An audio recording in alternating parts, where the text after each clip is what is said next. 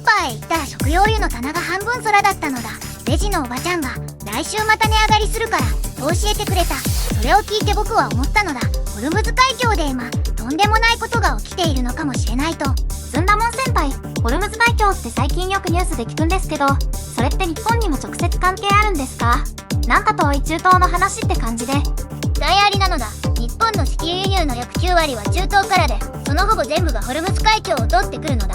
今まさにアメリカのトランプ大統領がイランに向けて48時間以内にホルムズを開放しろ、さもなければエネルギー施設を叩き潰すという最後通帳を突きつけたのだ。そしてイランは地域のエネルギーインフラを不可逆的に破壊すると反撃を宣言したのだ。不可逆的に破壊って後戻りできない攻撃ってことですよね。ガソリン代や電気代が上がるどころじゃない話になりそうで怖いです。まず今何が起きているかを整理しよう。ミドルイーストアイによると、イランの国会議長ガリバフ氏が公式の発言として、地域全体のエネルギー及び石油インフラは正当な標的とみなされ、不可逆的に破壊される。油価格は長期にわたって上昇するだろうと警告したのだ。これは X に投稿された公式声明なのだ。発端はイスラエルのイランナタンズ核施設への空爆なのだ。ポリティコヨーロッパによると、これへの報復としてイランのミサイルが土曜日深夜、イスラエル南部の2つの町リモナとアラブに着弾したのだ。この2つの町、実はイスラエルの主要な核研究施設ネゲブ核研究センターに隣接しているのだ。イスラエルの保健省によれば160人以上が負傷したのだ。核施設の近くへのミサイル攻撃、それだけでも十分深刻なのに、さらにトランプ大統領が48時間で解放しなければエネルギー施設を叩くと言い出した。これって相当エスカレートしてますよね。でも先輩、なぜトランプさんは今このタイミングで最後通帳を出したんですか？ここが重要なポイントなのだ。ホルムズ海峡というのは幅わずか約50キロの世界最重要の石油の引港部なのだ。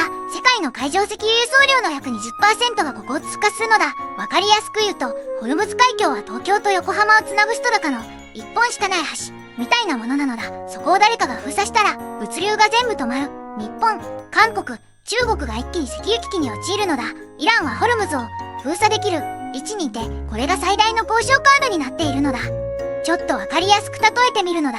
ホルムズ海峡は日本全国に水を届ける唯一の巨大パイプみたいなものなのだ。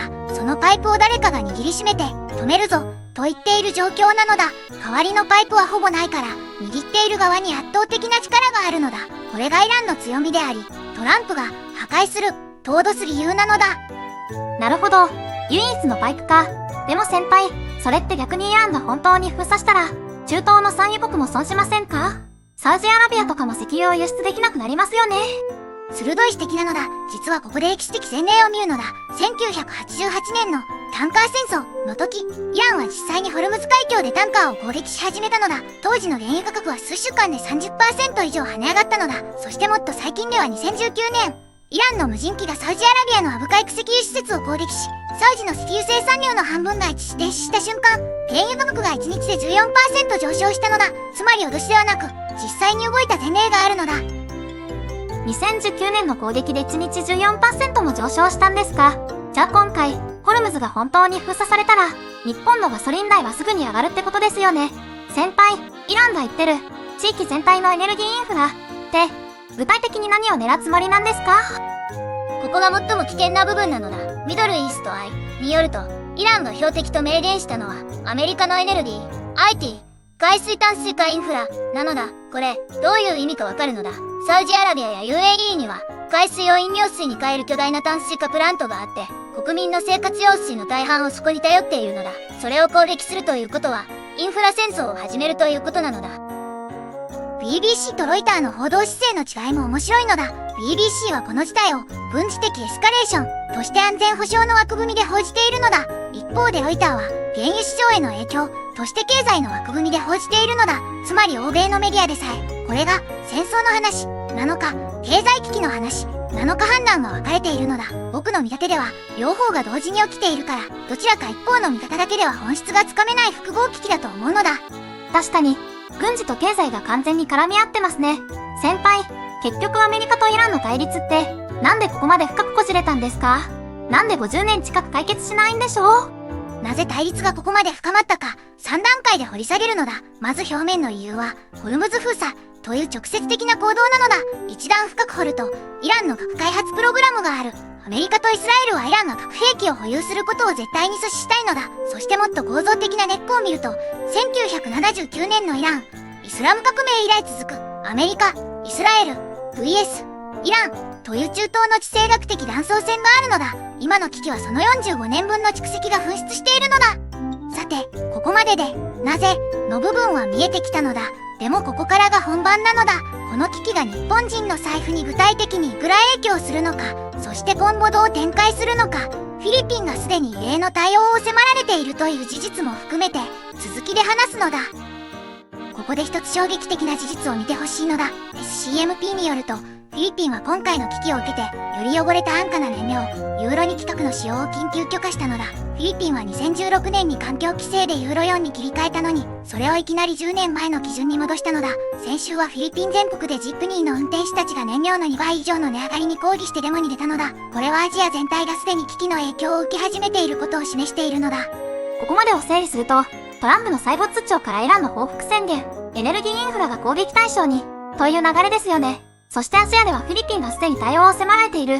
じゃあ日本への影響は具体的にどのくらいなんですか？では日本の財布への影響を計算するのだ。現在の原油価格が仮に 30% 上昇した場合、ガソリン1リットルが約25円上がるのだ。月に50リットル入れる人なら月1250円。年間1万5000円の負担増なのだ。ホルムズが完全封鎖されて代替ルートが機能しないという最悪のシナリオでは、価格が 50% 以上上がる可能性もあって、そうなると年間3万円以上の負担増になるのだ。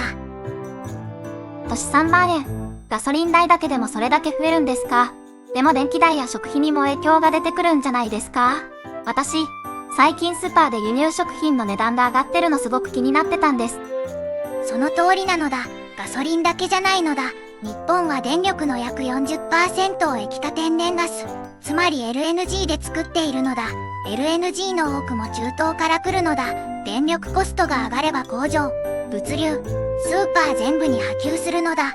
輸送コストが 10% 上がったとすると、一般的な家庭の食費は月3000、5000円増える計算になるのだ。ガソリン、電気、食費を合わせると、世帯によっては月1万円以上の負担増も現実的なのだ。世代ごとの影響も異なるのだ。20代の一人暮らしは光熱費と食費の直撃を受けるのだ。